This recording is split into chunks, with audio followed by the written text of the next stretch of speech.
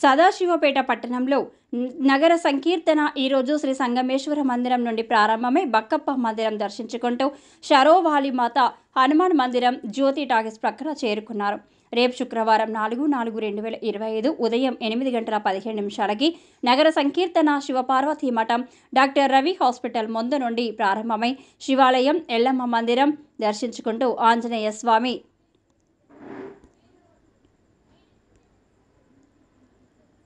మందిరం కృష్ణానగర్కు చేరుకుంటారు. పైన తెలిపినటువంటి మందిర భక్తులందరూ కూడా శివపార్వతి మఠానికి రాగలరని తెలిపిన వారికి సమాచారాన్ని ఇవ్వగలరు.